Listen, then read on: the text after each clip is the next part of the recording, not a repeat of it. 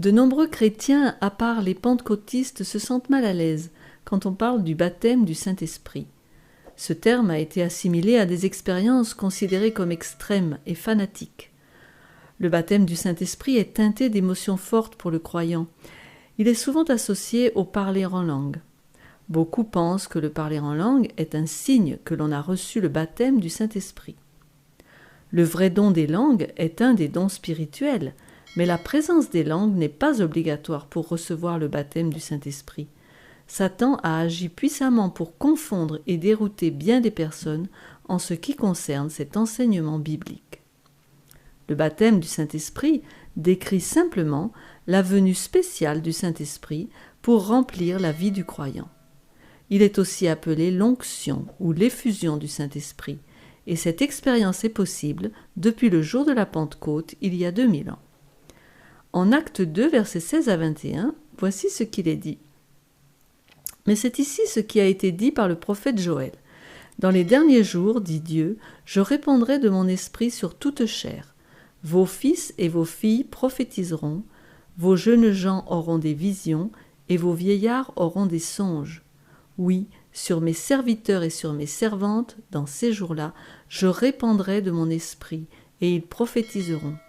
Je ferai paraître des prodiges en haut dans le ciel, et des miracles en bas sur la terre, du sang, du feu et une vapeur de fumée. Le soleil se changera en ténèbres et la lune en sang, avant l'arrivée du jour du Seigneur, de ce jour grand et glorieux. Alors, quiconque invoquera le nom du Seigneur sera sauvé.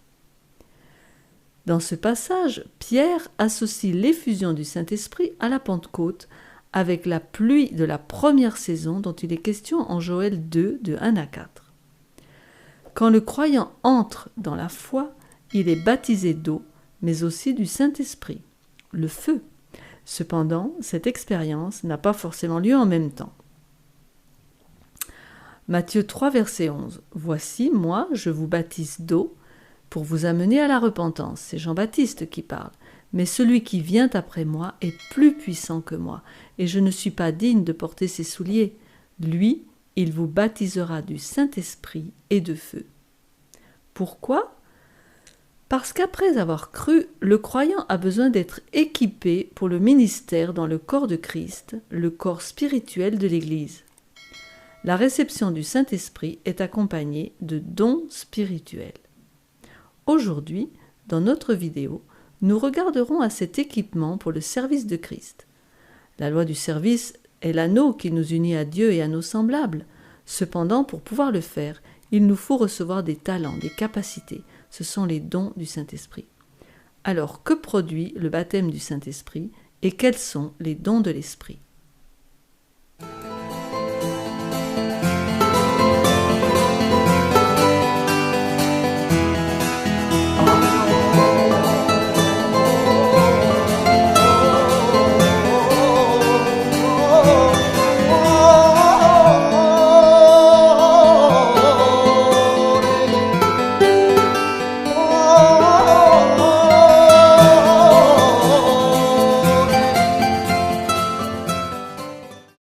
Le baptême du Saint-Esprit et les dons spirituels.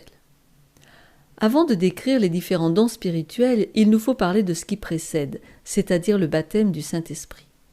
Voyons l'exemple de Jésus. Puisqu'il est notre exemple en toutes choses, nous devons, comme lui, recevoir le baptême du Saint-Esprit. Le sien suivit son baptême d'eau, tel que décrit en Luc 3, 21 et 22. Tout le peuple se faisant baptiser, Jésus fut aussi baptisé. Et pendant qu'il priait, le ciel s'ouvrit, et le Saint-Esprit descendit sur lui sous une forme corporelle, comme une colombe. Et une voix fit entendre du ciel ces paroles, « Tu es mon Fils bien-aimé, en toi j'ai mis toute mon affection. » Déjà, Jésus fut engendré du Saint-Esprit, conduit ensuite par l'Esprit dès son enfance et son adolescence. Luc 1,35 nous dit que l'ange lui répondit « Le Saint-Esprit viendra sur toi, il parle à Marie, et la puissance du Très-Haut te couvrira de son ombre.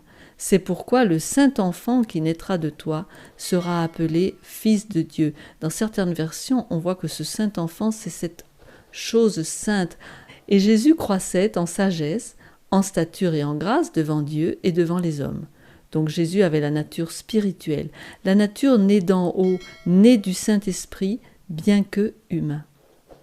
De même, tout au long de son ministère terrestre, il agit dans la puissance de l'Esprit, car il était rempli du Saint-Esprit, grâce auquel, en tant qu'homme, il a pu accomplir des miracles, des guérisons, comprendre les prophéties et donner des enseignements profonds. Cela doit aussi devenir notre expérience. Nouvelle naissance, baptême d'eau et baptême de feu, tel que le décrit Luc 3,16. Il leur dit à tous : « Moi je vous baptise d'eau, mais il vient, celui qui est plus puissant que moi, et je ne suis pas digne de délier la courroie de ses souliers. Lui, il vous baptisera du Saint-Esprit et de feu. » Ce baptême d'esprit est nécessaire pour vivre une vie victorieuse et pour témoigner de manière convaincante auprès des autres. On peut le recevoir soit en priant soi-même, soit par quelqu'un d'autre priant en imposant les mains sur le croyant pour le recevoir, ce quelqu'un ayant lui-même reçu le Saint-Esprit. Chaque croyant devrait rechercher cette expérience. Elle est reçue par la foi, on la cherche par soi-même, par la foi. Comme le dit Galates 3,14, et que nous reçussions par la foi l'Esprit qui avait été promis. Chacun doit être rempli de l'Esprit. Éphésiens 5,18, soyez au contraire remplis de l'Esprit. Et ce n'est pas une option. Pour connaître la pleine délivrance que l'évangile de Jésus-Christ offre, Jésus a promis à ses disciples qu'il ferait des œuvres plus grandes que lui. Donc d'une part, on va être délivré du mal, du péché, et accomplir des œuvres plus grandes que celles de Jésus. En vérité, je vous le dis, celui qui croit en moi fera aussi les œuvres que je fais, et il en fera de plus grandes, parce que je m'en vais au Père. Cette promesse s'est accomplie à la Pentecôte et après. L'Évangile a été prêché avec puissance, des âmes gagnées, l'unité et la joie ont été vues entre les croyants et les malades guéris. En Actes 8, 14 à 17, les apôtres qui étaient à Jérusalem, ayant appris que la Samarie avait reçu la parole de Dieu, y envoyèrent Pierre et Jean. Ceux-ci, arrivés chez les Samaritains, prièrent pour eux, afin qu'ils reçussent le Saint-Esprit, car il n'était pas encore descendu sur aucun d'eux. Ils avaient seulement été baptisés au nom du Seigneur Jésus. Alors Pierre et Jean leur imposèrent les mains, et ils reçurent le Saint-Esprit. Les croyants de Samarie furent conduits par l'Esprit à accepter Christ et à être baptisés. Cependant, ils n'avaient pas reçu le baptême du Saint-Esprit. Pierre et Jean vinrent de Jérusalem pour leur imposer les mains, et ils reçurent le baptême du Saint-Esprit. Ceci est une indication claire que le baptême d'eau et le baptême d'esprit sont deux expériences séparées. Cette dernière est une expérience à rechercher individuellement quand on en prend conscience. On pourra confesser notre erreur magistrale et dire que tout vrai service commence à notre Pentecôte personnelle. Il est une expérience au-dessus et au-delà des étapes initiales de la conversion qui génère une nouvelle vie dans l'âme, et c'est la réception de la plénitude de l'esprit. Sans elle, notre témoignage est faible et la vie spirituelle partielle. On ne peut être un chrétien victorieux. Malheureusement, on a connu la confusion et la mauvaise information à ce sujet, et de nombreux chrétiens, sincères, sont devenus pleins de suspicions quant à cette expérience, au point de la rejeter et de l'appeler fanatisme. Évidemment, à la vue de certaines effusions, soi-disant de l'esprit, dans certains milieux chrétiens, on a vu des gens se jeter par terre, rire sans pouvoir s'arrêter, se mettre en transe. Certains ont pris peur, et c'est là le plan de l'ennemi qui sait que le baptême du Saint-Esprit, plus que toute autre chose, brisera son pouvoir dans la vie du croyant et conduira à un témoignage si puissant en faveur de Christ que cela mettra fin à son entreprise sur la planète Terre.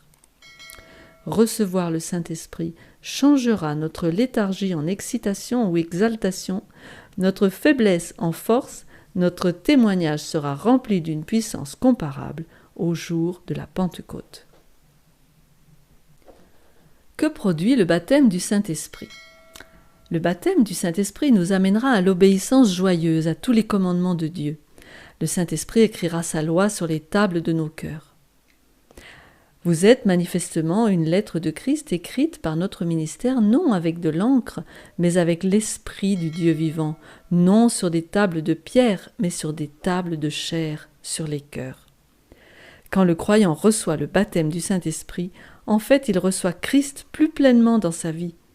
En Jean 14, l'Esprit de vérité que le monde ne peut recevoir parce qu'il ne le voit point et ne le connaît point, mais vous le connaissez, car il demeure avec vous, et il sera en vous. Je ne vous laisserai pas orphelin, je viendrai à vous. L'Esprit, c'est le consolateur, par lequel Jésus vient demeurer en nous. Celui qui garde ses commandements demeure en Dieu, et Dieu en lui, et nous connaissons qu'il demeure en nous par l'Esprit qu'il nous a donné. En fait, Jésus vient vivre en nous, quand nous recevons le baptême quotidien du Saint-Esprit. C'est une expérience à rechercher chaque jour, en renonçant à soi-même et à la vie du monde, et en la demandant avec foi. Jésus d'ailleurs recevait son baptême du Saint-Esprit chaque jour, chaque matin. Parfois la nuit, il allait prier et recevait la plénitude du Saint-Esprit pour servir Dieu comme il le fallait. Alors, le baptême du Saint-Esprit nous donnera aussi la faim pour la parole de Dieu. Elle augmentera. La vie de prière gagne en intensité, en ferveur. Nos fautes et nos péchés nous apparaissent odieux et nous les regrettons profondément. Nos désirs, nos rêves, nos paroles, nos actes, nos habitudes et notre style de vie changent. La connaissance de Christ s'approfondit. Comme dans la parabole des 10 vierges, Jésus dit aux vierges folles « Je ne vous connais pas », et cela parce qu'il leur manquait justement l'huile du Saint-Esprit. On pourrait prendre une image. Le baptême par immersion est comparable à la fête d'un mariage. Mais le mariage ne sera consommé que si le couple vit vraiment ensemble. C'est là que l'épouse va connaître l'époux. Cette relation intime est le produit de la présence du Saint-Esprit. Oui, quand l'Esprit de Dieu prend possession d'un cœur, la vie est transformée. On met de côté les pensées pécheresses et on renonce aux mauvaises actions. L'amour, l'humilité et la paix succèdent à la colère, à l'envie, aux querelles. La joie remplace la tristesse et le visage reflète la lumière céleste. Ce sont les fruits ou le fruit de l'esprit. Le fruit de l'esprit se manifeste chez le croyant rempli du Saint-Esprit. Il est cité en Galates 5, 22-23, mais le fruit de l'esprit c'est l'amour, la joie, la paix, la patience, la bonté, la bénignité, la fidélité, la douceur, la tempérance. La loi n'est pas contre ces choses. La manière d'être, les pensées, le ressenti ou les émotions, l'expression, les actes du croyant reflètent un changement intérieur produit par l'esprit. L'amour agapé veut le meilleur pour l'autre et il résume tous les autres fruits. Celui qui aime est compatissant, il ne juge pas, il encourage avec douceur, il est maître de ses paroles et de ses actes. C'est le fruit de l'esprit. Les dons de l'esprit, c'est différent. Avant de les quitter, Jésus a laissé un enseignement à ses disciples dans la parabole des talents. Matthieu 25, de 13 à 30. Veillez donc, puisque vous ne savez ni le jour ni l'heure. Il en sera comme d'un homme qui, partant pour un voyage, appela ses serviteurs et leur remit ses biens. Il donna 5 talents à l'un, 2 à l'autre et 1 au troisième, à chacun selon sa capacité. Et il partit. Aussitôt, celui qui avait reçu les 5 talents s'en alla, les fit valoir, et il gagna 5 autres talents. De même, celui qui avait reçu les 2 talents en gagna 2 autres. Celui qui n'en avait reçu qu'un alla faire un creux dans la terre et cacha l'argent de son maître. Longtemps après, le maître de ses serviteurs revint et leur fit rendre compte. Celui qui avait reçu les 5 talents s'approcha, en apporta 5 autres. Et il dit, « Seigneur, tu m'as remis 5 talents, voici, j'en ai 5 autres. » Son maître lui dit, « C'est bien, bon et fidèle serviteur. Tu as été fidèle en peu de choses, je te confierai beaucoup. Entre dans la joie de ton maître. » Celui qui avait reçu les 2 talents s'approcha aussi et il dit, « Seigneur, tu m'as remis 2 talents, voici, j'en ai gagné 2 autres. » Son maître lui dit, « C'est bien, bon et fidèle serviteur, tu as été fidèle en peu de choses, je te confierai beaucoup. Entre dans la joie de ton maître. » Celui qui n'avait reçu qu'un talent s'approcha ensuite et il dit, « Seigneur, je savais que tu es un homme dur, qui moissonne où tu n'as pas semé et qui amasse où tu n'as pas vanné. J'ai eu peur, et je suis allé cacher ton talent dans la terre. Voici, prends ce qui est à toi. » Son maître lui répondit, « Serviteur méchant et paresseux, tu savais que je moissonne où je n'ai pas semé et que j'amasse où je n'ai pas vanné. Il te fallait donc remettre mon argent au banquier, et à mon retour j'aurais retiré ce qui est à moi avec un intérêt. Ôtez-lui donc le talent et donnez-le à celui qui a les 10 talents. Car on donnera à celui qui a, et il sera dans l'abondance, mais à celui qui n'a pas, on ôtera même ce qu'il a. Et le serviteur inutile, jetez-le dans les ténèbres du dehors, où il y aura des pleurs et des grincements de dents. » Dans la parabole, nous est indiquée la préparation à faire avant sa venue, avant la venue de Jésus. Le temps d'attente ne doit pas être gaspillé dans l'oisiveté, mais activement employé. Jésus est l'homme qui part pour un pays éloigné. C'est le ciel. Les serviteurs représentent ses disciples jusqu'à la fin du monde. Ceux-ci ne s'appartiennent pas à eux-mêmes, ils ont été rachetés à un grand prix par le sang précieux de Jésus. Car vous avez été rachetés à un grand prix, glorifiez donc Dieu dans votre corps et dans votre esprit qui appartiennent à Dieu. Et 1 Pierre 1, 18-19, sachant que ce n'est pas par des choses périssables, par de l'argent ou de l'or que vous avez été rachetés de la vaine manière de vivre que vous aviez hérité de vos pères, mais par le sang précieux de Christ, comme d'un agneau sans défaut et sans tache. Et 2 Corinthiens 5, 15, il est mort pour tous, afin que ceux qui vivent ne vivent plus pour eux-mêmes, mais pour celui qui est mort et ressuscité pour eux. En déversant sur nous tous les trésors du ciel, Dieu s'est acquis notre volonté, nos affections et tout notre être. Nous sommes sa propriété et nous sommes appelés à le servir et à rendre compte au jour du jugement de l'usage de tous nos talents. Nous avons été rachetés pour servir, et c'est en travaillant pour le Seigneur que l'on se développe le plus, que l'on entre en communion avec Christ. L'Église est le moyen que Dieu a choisi pour faire connaître le salut. Elle fut établie pour le service. Christ confie à ses serviteurs ses biens, c'est-à-dire quelque chose dont ils doivent faire usage pour lui. À chacun sa tâche, à chacun sa place. En effet, il a donné les uns comme apôtres, les autres comme prophètes, les autres comme évangélistes, les autres comme pasteurs et docteurs, pour le perfectionnement des saints, en vue de l'œuvre du ministère et de l'édification du corps de Christ, jusqu'à ce que nous soyons tous parvenus à l'unité de la foi et de la connaissance du Fils de Dieu, à l'état d'homme fait, à la mesure de la stature parfaite de Christ. Dans le texte de 1 Corinthiens 12, de 7 à 11, il est dit, en parlant aussi des dons de l'Esprit, « Or, à chacun la manifestation de l'Esprit est donnée pour l'utilité commune. En effet, à l'un est donné par l'Esprit une parole de sagesse, à un autre une parole de connaissance, selon le même Esprit, à un autre la foi, par le même Esprit, à un autre le don des guérisons, par le même Esprit, à un autre le don d'opérer des miracles, à un autre la prophétie, à un autre le discernement des esprits, à un autre la diversité des langues, à un autre l'interprétation des langues. Un seul et même esprit opère toutes ces choses, les distribuant à chacun en particulier comme il veut. C'est Christ, par le Saint-Esprit, qui distribue les dons selon sa volonté. L'Église, animée par l'Esprit, équipée des dons spirituels, annoncera avec assurance la parole de Dieu. Elle va croître dans le monde et les croyants seront affermis dans la foi. C'est par la présence et l'effusion de l'Esprit que l'Église va continuer la mission du Sauveur sur la terre. Il y a diversité de dons, mais le même Esprit, diversité de ministères, mais le même Seigneur, diversité d'opérations, mais le même Dieu qui opère tout en tous. Ce texte nous précise que dans l'Église, le Saint-Esprit se manifeste de différentes manières et accorde des dons différents à chacun. Ces dons sont répartis dans l'Église selon les capacités de chacun, et chacun en est responsable personnellement. Les dons spéciaux de l'Esprit ne sont pas les seuls talents représentés par la parabole. Les talents sont tous les dons et toutes les facultés, qu'ils soient innés ou acquis, matériels ou spirituels.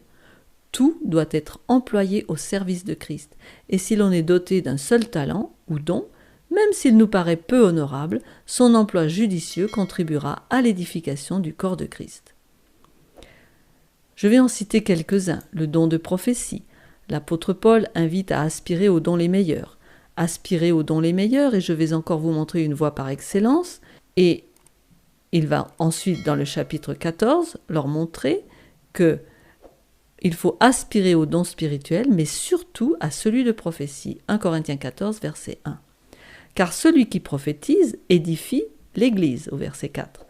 Et cela en contraste avec le don des langues que beaucoup recherchent aujourd'hui. Être prophète, c'est annoncer le retour de Jésus, c'est enseigner les prophéties bibliques, c'est consoler les affligés, c'est exhorter les faibles et les décourager. D'après 1 Corinthiens 14, verset 3, celui qui prophétise au contraire parle aux hommes, les édifie, les exhorte, les console. Aujourd'hui, on néglige ce don. On pense qu'il s'est éteint avec l'établissement du canon biblique, mais il n'en est rien. Selon Éphésiens 4, 11 à 13, il est dit « Et il a donné les uns comme apôtres, les autres comme prophètes, les autres comme évangélistes, les autres comme pasteurs et docteurs, pour le perfectionnement des saints, en vue de l'œuvre du ministère et de l'édification du corps de Christ, jusqu'à ce que nous soyons tous parvenus à l'unité de la foi et de la connaissance du Fils de Dieu, à l'état d'homme fait, à la mesure de la stature parfaite de Christ. Ce don, comme les autres, durera aussi longtemps que durera l'Église, et qu'il y aura besoin d'édifier le corps du Christ jusqu'à ce qu'il parvienne à la maturité. Je n'ai parlé que du don de prophétie, il y en a bien sûr d'autres, on a parlé ailleurs du don de langue. Maintenant, je voudrais m'intéresser aux autres talents. Dieu nous appelle à avoir de l'ambition pour sa gloire. Ce qu'il veut, c'est que nous développions nos facultés au plus haut point afin d'accomplir le plus grand bien possible. En effet, le Seigneur a une grande œuvre à faire, et s'il nous met au travail, c'est pour notre bien, car il sait que ceux qu'il choisit ne sont pas parfaits, mais qu'à travers leur relation avec lui, ils peuvent parvenir à la perfection. Il nous faut donc viser au plus haut développement des facultés physiques, mentales et morales, car il nous a déjà assuré un salaire. Il a donné son sang et ses souffrances en échange de notre service volontaire, et en servant, nous serons amenés à la perfection. Quels sont quelques-uns de ces talents à développer ?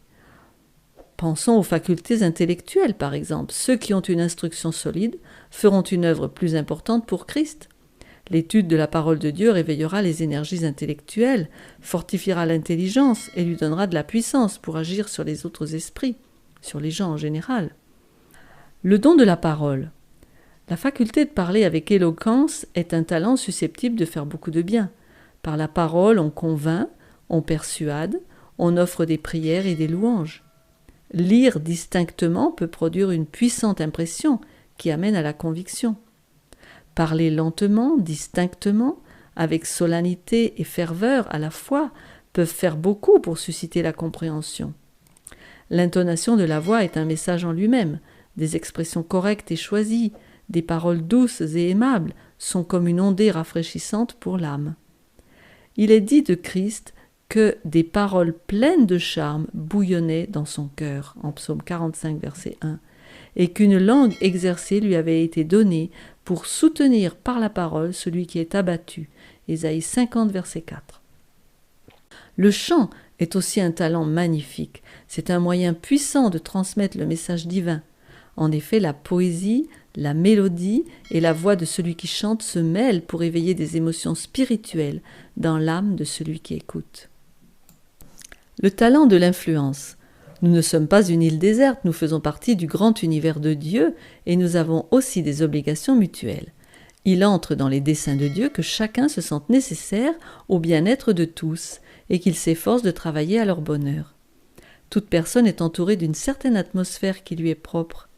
Elle peut être chargée de propriétés vivifiantes, de foi, de courage, d'espérance et d'amour, ou bien être alourdie par la tristesse, le mécontentement, l'égoïsme, ou empoisonnée par quelques péchés secrets. Et toute personne qui nous approche subit l'influence de l'atmosphère qui nous entoure. On ne peut s'en libérer. Nos paroles, nos actes, nos vêtements, notre conduite générale et même l'expression de notre visage, tout exerce son influence. C'est un anneau dans la chaîne des événements humains dont nous ne pouvons pleinement mesurer la longueur. Nous sommes donc appelés à faire bénéficier de notre influence inconsciente et positive tous ceux qui nous approchent. Le talent du temps. La valeur du temps est incalculable. La Bible le dit d'ailleurs. « Rachetez le temps, car les jours sont mauvais », nous dit le Saint-Esprit. Dès que l'on commence à vivre, le processus de mort commence aussi, et il faut que tout le travail de la vie aboutisse non au néant, mais à la vie éternelle. C'est pourquoi nous voulons bien employer notre temps, car on ne peut rappeler un seul instant. Il nous faut bien tout le temps possible pour former un caractère noble et aider les autres à connaître Dieu. La vie est trop solennelle pour être entièrement absorbée par le matériel, le terrestre, quand on le compare avec l'éternité. Et pourtant, nous ne pouvons négliger notre travail et être indolents. Travailler avec application et dextérité est un exercice, je dirais, presque religieux. On travaille avec diligence comme pour Dieu lui-même. On emploie son temps de manière intelligente pour se cultiver et être ainsi plus utile dans la société. On acquiert des habitudes d'ordre, d'industrie, d'habileté, et c'est ainsi jour après jour, on forme un caractère toujours plus ressemblant au divin modèle. La santé. La santé est aussi un talent. Nous en sommes responsables et notre utilité dans le monde dépend de la manière dont nous l'entretenons. Quand la vigueur physique décline, l'esprit s'affaiblit et perd la faculté de discernement. La volonté diminue aussi. Le gaspillage de nos forces physiques abrège notre vie qui aurait pu être employée à la gloire de Dieu. Et que dirais-je encore de tous ces talents que sont la force, l'argent, les capacités de l'acquérir, l'affection, l'intelligence, l'hospitalité, le service. Tous ces talents utilisés sont des talents qui se multiplient et c'est ainsi que l'on connaît le succès dans les entreprises de la vie et que l'on en reçoit plus. C'est ainsi que l'Église s'accroît et devient une force dans le monde. Alors, en conclusion, l'Église est formée de ceux qui ont été baptisés d'eau et du Saint-Esprit. Ensuite, Dieu a choisi de partager dans son Église des tâches à accomplir entre les différents membres. Ce sont les dons spirituels accordés par le Saint-Esprit, mais aussi des talents de naissance, ou naturels, ou bien des talents acquis par l'expérience et l'apprentissage. Chacun a sa tâche, et c'est à chacun qu'il incombe de la reconnaître, de l'accepter et de s'y consacrer de tout cœur et avec joie. Ainsi, tout l'édifice, bien coordonné, s'élève pour être un temple saint dans le Seigneur. Éphésiens 2, verset 21.